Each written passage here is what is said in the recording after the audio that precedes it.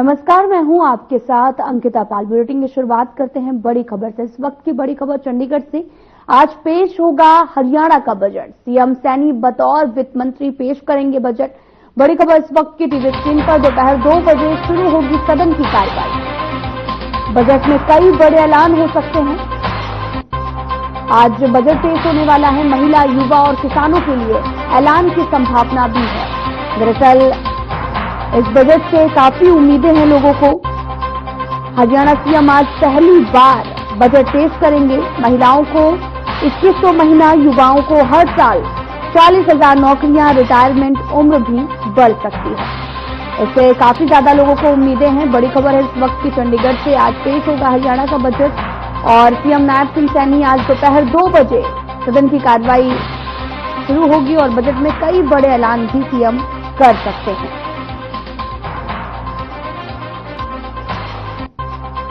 महिलाओं के लिए 5 बड़ी घोषणाएं भी संभव हैं। कर्मचारियों को रिटायरमेंट की उम्र भी बढ़ सकती है। युवाओं को 2 लाख नौकरियां देगी सरकार।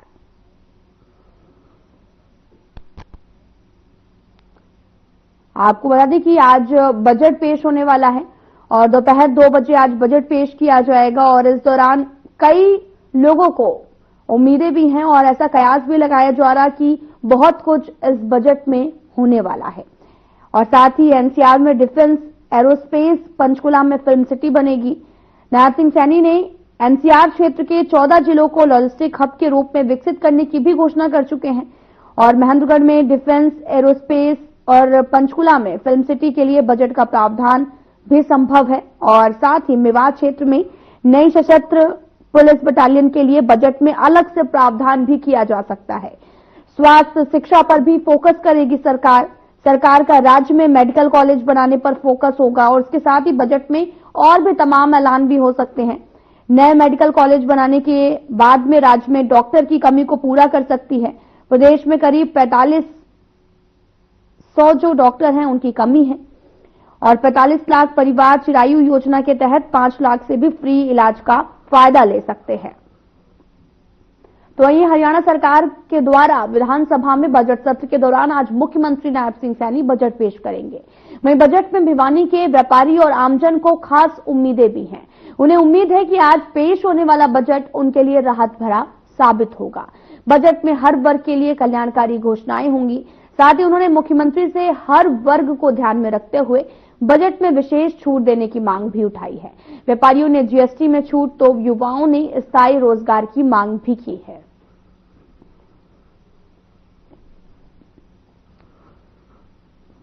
आपको बताते चलें कि आज हरियाणा का बजट पेश होने वाला है।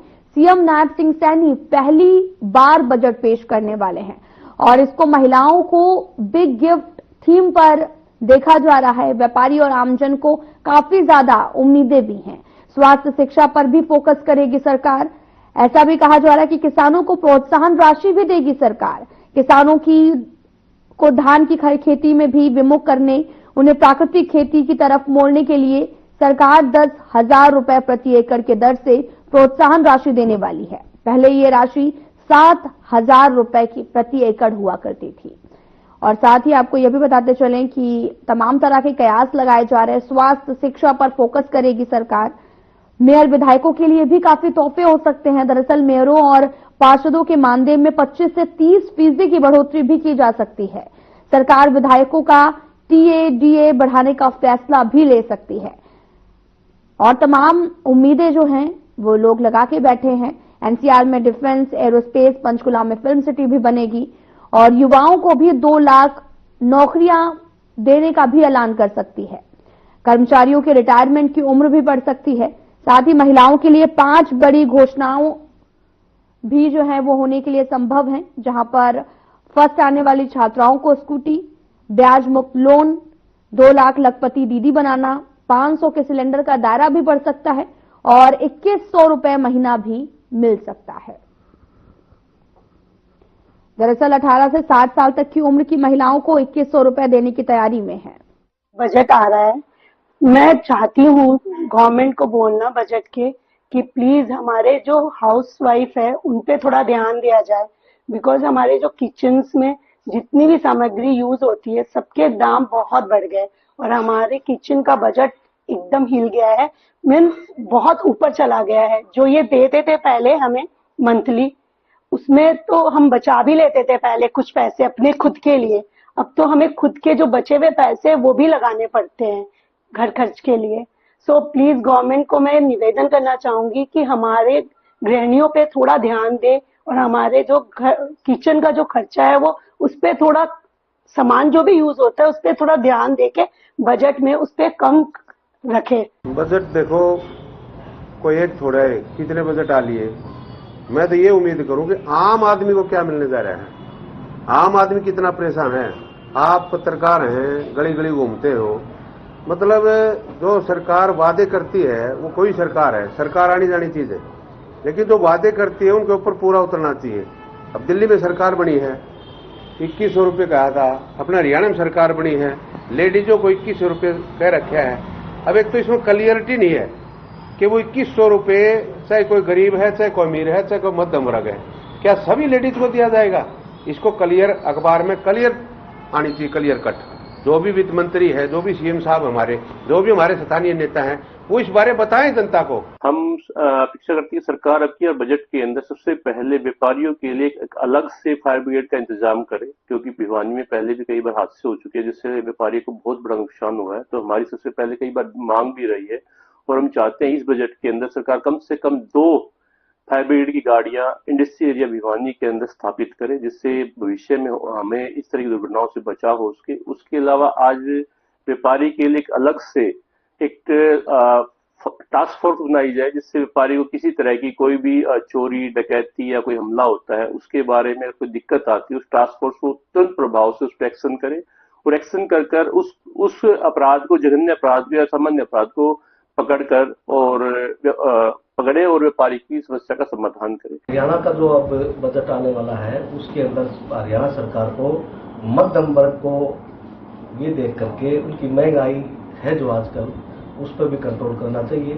बाकी जो समाज में जैसे SC/ST वर्ग के जो छात्र छात्राएं हैं इनको वजीफा मिलता था, लगभग या तो मिलता ही नहीं, मिलता है तो बहुत लेट मिलता है। और SC बच्चों को पहले सरकार किताब खरीदने के लिए लोन देती थी हर वर्ष, अब वो बिल्कुल बंद कर दिया। इसको पुनः चालू किया जाए ताकि बच्चा एडमिशन लेने के बाद अपना पाठ्यक्रम की किताबें खरीद सके और पढ़ाई को जारी रख सके। देखो जी, बजट में बहुत सी उम्मीदें होती हैं आम आदमी को। हम तो जैसे सीनियर सिटीजन हैं भाई, सीनियर सिटीजन को भी कुछ सुविधा मिलनी चाहिए। और जैसे बस पास में भी बताते हैं भाई 1000 किलोमीटर तक का कुछ वो है, अगर इसको और दायरा बढ़ा दिया जाए तो अच्छा है।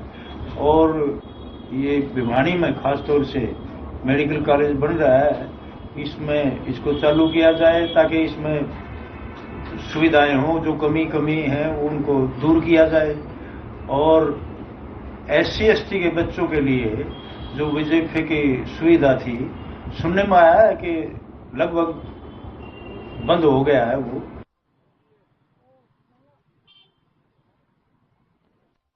धर्मनगरी कुरुक्षेत्र के केशव पार्क में यज्ञ सम्राट स्वामी हरिओम महाराज के सानिध्य में 18 से 27 मार्च तक 1008 कुंडीय जन कल्याण शिव शक्ति महायज्ञ का आयोजन होने जा रहा है और इस महायज्ञ में अधिक से अधिक धर्म प्रेमियों को जोड़ने के उद्देश्य से लगातार बैठकों का आयोजन किया जा रहा है। और इसी कड़ी में यज्ञ सम्राट स्वामी हरिओम जी महाराज और अन्य संत महापुरुषों ने महायज्ञ की तैयारियों और कार्यक्रम को लेकर विस्तार से जानकारी भी दी है।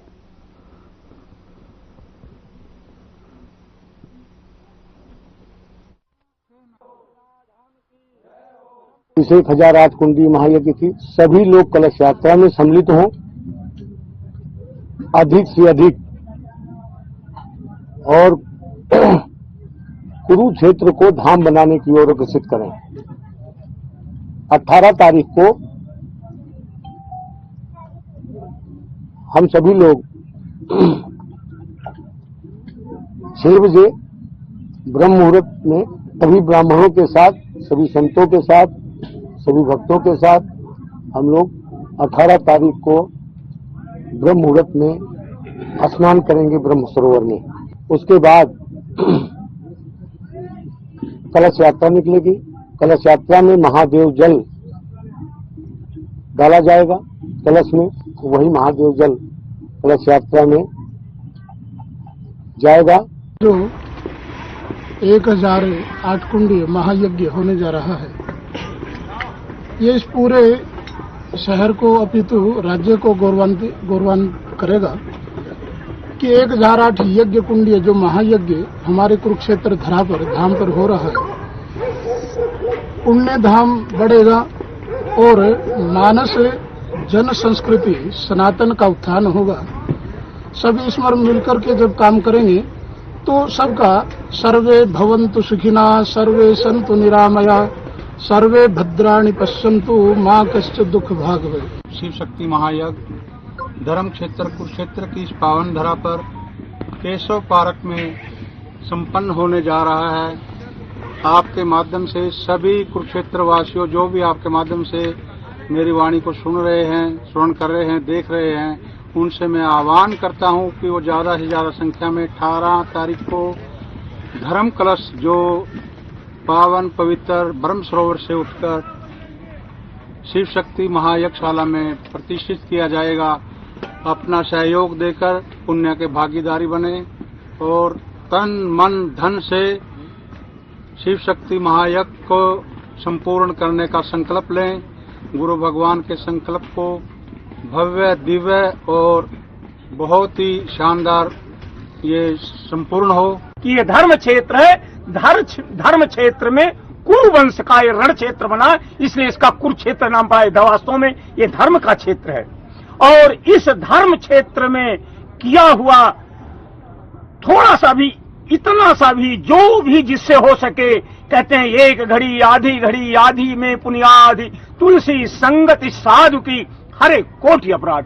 तो आप लोग इस यज्ञ में तन से, मन से, धन से, जिससे जो भी हो सके अत्यधिक अधिक से अधिक सहयोग करें और इस यज्ञ को सफल बनाएं और भारी से भारी जितनी अधिक संख्या में आप इकट्ठा होंगे, एकत्रित होंगे, उतना इस कुरुक्षेत्र धाम का नाम बढ़ेगा और आप लोगों का भी नाम बहुत दूर तक जाएगा और सबको पुण्य का लाभ मिलेगा।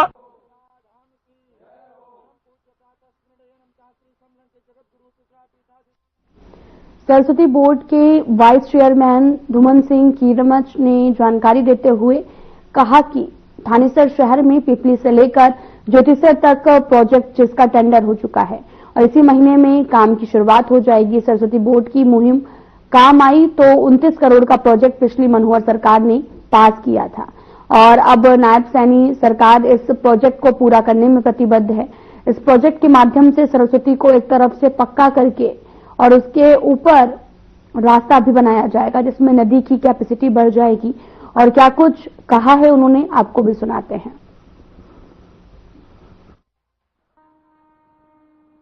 मोहन नगर और वशिष्ठ कॉलोनी में रेलवे लाइन के पास जहां से सरस्वती गुजर रही है, वहां पर हम यहां पर पहुंचे हैं। यहां 29 करोड़ रुपए में जो सरस्वती का जीर्णोद्धार थानेसर में होने जा रहा है, माननीय मुख्यमंत्री नायब सैनी जी के नेतृत्व में और पूर्व के मुख्यमंत्री मनोहर लाल जी के नेतृत्व में, और उन्होंने ये जो 29 करोड़ का जो प्रोजेक्ट पास किया है, इसका टेंडर लग गया है और इसका काम जल्द अब तक में शुरू होने वाला है।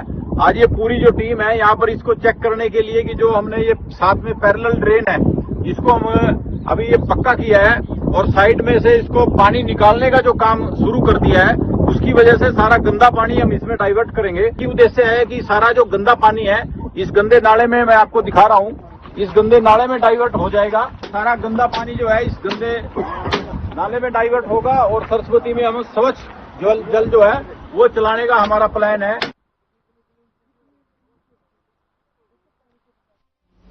फरीदाबाद के सेक्टर 37 बाईपास रोड पर बीते दिन हुई युवक की निर्मम हत्या का मामला सुलझा लिया गया है और साथ ही पुलिस की अपराध शाखा टीम ने तेजी से कार्रवाई करते हुए मुख्य आरोपी ओम चौहान को गिरफ्तार कर लिया है। दरअसल 15 मार्च को दिल्ली के मोलटबंद निवासी आकाश ने अपने भाई दीपक की हत्या के संबंध में मामला दर्ज करवाया था। मामले की गंभीरता को देखते हुए पुलिस उपायुक्त अपराध ने इसे अपराध शाखा डीएलएफ को सौंपा है और वहीं अपराध शाखा की टीम ने तकनीकी सहायता और मुखबिरों की मदद से आरोपी ओम चौहान को मैनपुरी उत्तर प्रदेश से गिरफ्तार किया है। पुलिस आरोपी से गहराई से पूछताछ कर रही है और अन्य संभावित आरोपियों की तलाश जारी है। आरोपी को जल्द ही कोर्ट में पेश कर पुलिस रिमांड पर लिया जाएगा ताकि पूरे मामले की गहराई तक पहुंचा जा सके। फरीदाबाद में बड़खल एरिया के अंदर पहाड़ के अंदर एक अज्ञात डेड बॉडी जो है एक युवक की बरामद हुई थी, जिसकी बाद में जो पहचान है वो फैजान के रूप में हुई, फैजान नामक युवक के रूप में हुई, जो बड़खल गांव का ही रहने वाला था। और इस संदर्भ में सूरजकुंड पुलिस स्टेशन के अंदर जो है हत्या के सेक्शंस के तहत मुकदमा जो BNS के 103 और अदर रेलिवेंट सेक्शंस के तहत मुकदमा दर्ज किया गया। आरोपी है उसे गिरफ्तार करने का जो है काम किया है। जो आरोपी जिसे गिरफ्तार किया गया है उसका नाम मोहम्मद फारूक है और जो 22 साल का है, पीछे से प्रतापगढ़ यूपी का रहने वाला है। फिलहाल यहीं बड़खल गांव के अंदर ही एक वर्कशॉप पे काम करता है, तथा यहीं पे जो है वो किराए पे रहता है। आरोपी के द्वारा जो मृतक फैजान है उसके ऊपर जो एक धारदार वस्तु से जो है हमले किए, जिसकी वजह से उसकी मृत्यु हुई। अभी जो आरोपी है ये पुलिस कस्टडी के अंदर है और इसे कोर्ट में पेश करके इसका पुलिस रिमांड लिया जाएगा तथा इससे गहनता से जो पूछताछ होगी। फरीदाबाद में बड़खल एरिया के अंदर पहाड़ के अंदर एक अज्ञात डेड बॉडी जो है एक युवक की बरामद हुई थी, जिसकी बाद में जो पहचान है वो फैजान के रूप में हुई, फैजान नामक युवक के रूप में हुई, जो बड़खल गांव का ही रहने वाला था। और इस संदर्भ में सूरजकुंड पुलिस स्टेशन के अंदर जो है हत्या के सेक्शंस के तहत मुकदमा जो BNS के 103 और अदर रेलिवेंट सेक्शंस के तहत मुकदमा दर्ज किया गया। आरोपी है उसे गिरफ्तार करने का जो है काम किया है। जो आरोपी जिसे गिरफ्तार किया गया है उसका नाम मोहम्मद फारूक है और जो 22 साल का है, पीछे से प्रतापगढ़ यूपी का रहने वाला है। फिलहाल यहीं बड़खल गांव के अंदर ही एक वर्कशॉप पे काम करता है, तथा यहीं पे जो है वो किराए पे रहता है। आरोपी के द्वारा जो मृतक फैजान है उसके ऊपर जो एक धारदार वस्तु से जो है हमले किए, जिसकी वजह से उसकी मृत्यु हुई। अभी जो आरोपी है ये पुलिस कस्टडी के अंदर है और इसे कोर्ट में पेश करके इसका पुलिस रिमांड लिया जाएगा तथा इससे गहनता से जो पूछताछ होगी। फतेहाबाद में पुलिस अधीक्षक आस्था मोदी और IPS द्वारा चलाए जा रहे नशा मुक्त अभियान के तहत CIA पुलिस की टीम ने कार्रवाई करते हुए अफीम की खेती का भांडाफोड़ किया है। पुलिस ने छापेमारी करके इस मामले में शामिल अफीम की खेती करने वाले आरोपी को अरेस्ट किया है और पुलिस ने छापेमारी के दौरान अफीम के 182 पौधे बरामद किए हैं। पुलिस इस मामले में आगे की कार्रवाई में जुटी है और पौधों का वजन जो है वो 4 किलो 860 ग्राम था। पुलिस ने इन सभी पौधे को जब्त करके कब्जे में लेकर आरोपी कृष्ण कुमार को गिरफ्तार किया है। आरोपी के खिलाफ फतेहाबाद में NDPS एक्ट के तहत मामला भी दर्ज किया गया है। हमारी सीआईए फर्स्ट की टीम जो है SI संजय कुमार के नेतृत्व में गश्त पे थी। तब सोर्सेज ने उनको सूचना दी कि बड़ोलावाड़ी गांव में कृष्ण कुमार है, पुत्र श्री ख्यालीराम, पुत्र श्री सेवाराम, गांव बड़ोलावाड़ी। उसने अपना जो सामने बाड़ा है प्रांगण में उसके जो है अफीम के पौधे जो है वो उगा रखे हैं। इस सूचना पे उन्होंने रेड की तो लगभग ये 182 पौधे जो हैं वो मिले हैं, जिनका टोटल वजन 4 किलो 860 ग्राम हुआ है। इनको कब्जा पुलिस में लिया गया और उसने ये गैर कानूनी काम किया है। इस पर हमने मुकदमा नंबर जो है 87 15/3/25 8 18 C 6185 NDPS एक्ट जो है वो थाना सदर में दर्ज किया गया। हरियाणा के सीएम नायब सिंह सैनी ने चंडीगढ़ में हरियाणा राज्य सूखा राहत एवं बाढ़ नियंत्रण बोर्ड की 56वीं बैठक की अध्यक्षता की है। बैठक में सिंचाई एवं जल संसाधन मंत्री श्रुति चौधरी भी उपस्थित रही हैं।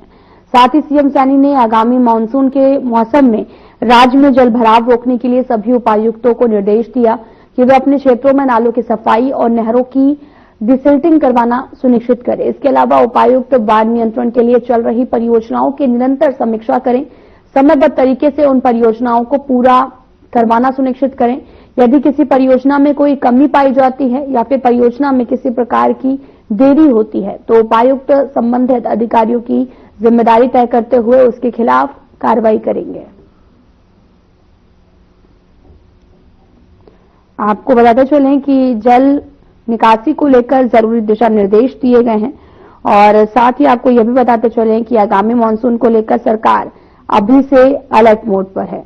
जहां पर आपको बताते चलें कि जल निकासी को लेकर जरूरी दिशा निर्देश भी दिए गए हैं और इस दौरान ये भी कहा गया कि सभी तैयारियां अभी से कर लिए जाएं क्योंकि मानसून नजदीक है और जल भराव की समस्या देखने को मिलती है। तमाम तरह की बीमारियां भी जिससे जन्म लेती हैं। इस दौरान आगामी मानसून को लेकर सरकार अभी से अलर्ट है।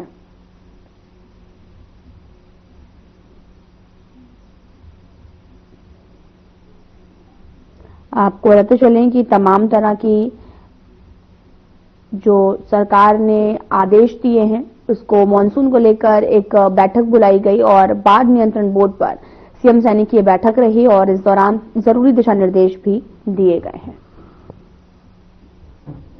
नागरिक उड्डयन मंत्री विपुल गोयल ने सीएम नायब सिंह सैनी के प्रति आभार व्यक्त करते हुए कहा कि हिसार एयरपोर्ट की परियोजना को अब सफलतापूर्वक पूरा कर लिया गया है। जल्द ही हिसार से विमान सेवा का शुभारंभ किया जाएगा। साथ ही उन्होंने बताया कि हिसार एयरपोर्ट से अयोध्या, जम्मू, जयपुर, दिल्ली और अहमदाबाद के नागरिक उड़ानें शुरू की जाएंगी। और साथ ही नागरिक उड्डयन मंत्री विपुल गोयल ने भी बताया कि राज्य सरकार 503 करोड़ रुपए की लागत से आधुनिक पैसेंजर टर्मिनल का निर्माण भी कर रही है। और क्या कुछ कहा, आपको सुनाते हैं।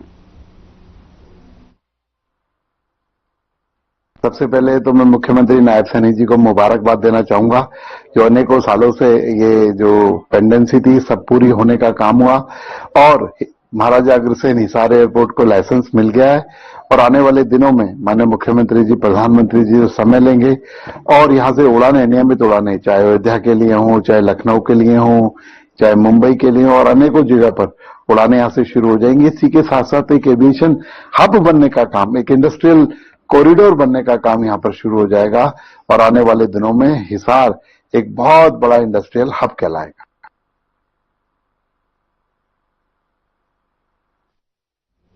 हरियाणा के लोक निर्माण एवं जन स्वास्थ्य मंत्री रणबीर गढ़वा पत्रकार सम्मेलन में शामिल हुए हैं, जहां उन्होंने कहा कि सरकारी कार्य में गुणवत्ता से कोई समझौता नहीं किया जाएगा। अधिकारियों को स्पष्ट निर्देश भी दिए गए हैं कि निर्माण कार्यों की गुणवत्ता बनाए रखें।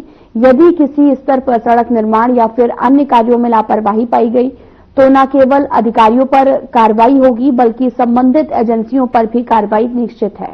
साथ ही उन्होंने ये भी कहा कि समय समय पर निर्माण कार्यों की चेकिंग होती है ताकि जनता के पैसे का सही जगह पर और सही समय पर सदुपयोग करवाया जा सके। और इसी के साथ में ही गंगवा ने यह भी कहा कि बीजेपी संगठन को बारीकी से मजबूत करके कार्यकर्ताओं का सम्मान करने वाली पार्टी है और इसी को देखते हुए संगठन प्रक्रिया जारी है और हिसार बड़ा जिला है, इसमें 7 विधानसभा सीटें हैं।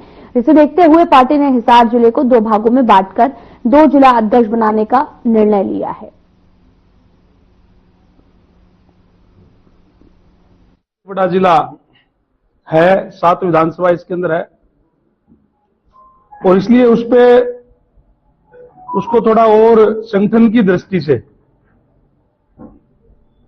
ताकि प्रभावी तरीके से कार्य हो सके, इसलिए छोटा करते हुए अभी बरवाड़ा, हांसी और नारनौंद इसका संगठन की दृष्टि से अलग जिला होगा ये और 4 विधानसभाओं का हिसार, नलवा, आदमपुर, हिसार और उकलाना, ये 4 विधानसभाएं हिसार जिले के अंदर रहेगी। इसका जिला अध्यक्ष और कार्यकारिणी अलग से बनेगी और उसकी प्रक्रिया आज से ही शुरू कर रहे हैं कि अभी कार्यकर्ताओं से या जो इच्छुक है बनने के उनके आज से विधिवत रूप से हमारे पर्यवेक्षक भी यहाँ आ रहे हैं, सीमा तिरखा जी और सुनीता डांगी जी, वो आ रही हैं और विचार विमर्श करके वो जाएंगे।